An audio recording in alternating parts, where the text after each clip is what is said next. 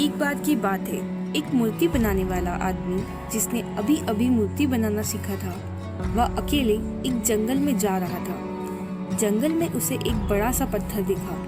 वह आदमी उस पत्थर को देखकर यह सोचता है कि क्यों ना मैं इस पत्थर से भगवान की एक खूबसूरत सी मूर्ति बना लूं। उस आदमी ने अभी अभी मूर्ति बनाना सीखा था, तो वह बहुत ही उत्सुक था मूर्ति बनाने के लिए। इसलिए उसे जो भी अच्छा सा बड़ा सा कोई पत्थर दिखता, वह उसे मूर्ति बनाने के बारे में सोचने लगता।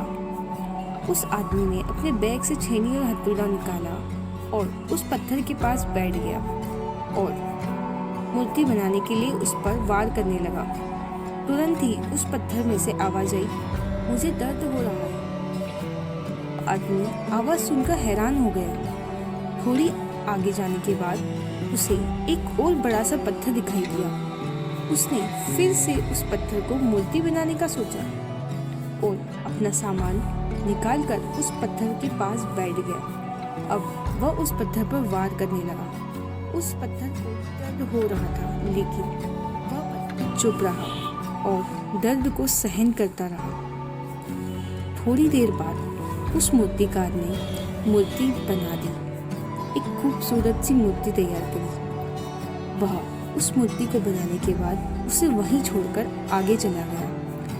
वह एक गांव में पहुंचता है तो उसे पता चलता है कि उस गांव में एक नया मंदिर बना है, जहां पर भगवान की एक मूर्ति की आवश्यकता है। उस मूर्ति बनाने वाले ने गांव वालों से कहा, मैंने अभी जंगल में एक भगवान की मूर्ति बनाई है। तुम लोग कुछ मिलकर जंगल में उस मूर्ति को ला सकते हो और इस मंदिर में स्थापित कर सकते हो। उस गांव वालों ने जंगल में जाकर मूर्ति ले आए और उस मंदिर में स्थापित कर दी।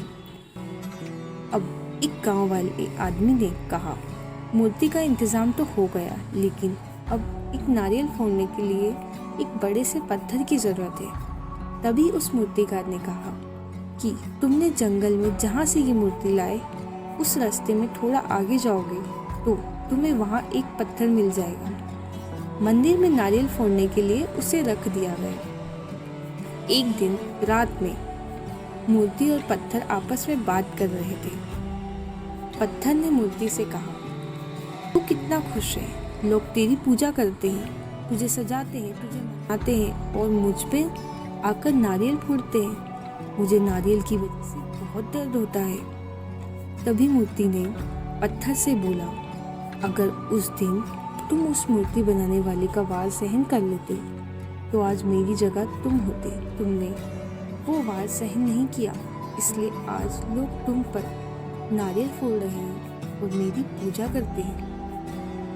दोस्तों, ये एक छोटी सी खूबसूरत सी कहानी है जो हमें जिंदगी जीना सिखाती है। इसी पर एक शेर याद आता है, बिना संघर्ष कोई महान नहीं होता। जब तक ना पड़े हथौड़े की चोट, तब तक पत्थर भी भगवान नहीं होता। अगर आपको ये कहानी अच्छी लगी हो तो आगे और ऐसी ही वीडियोस के लिए इस चैनल को सब्सक्राइब कीजिए।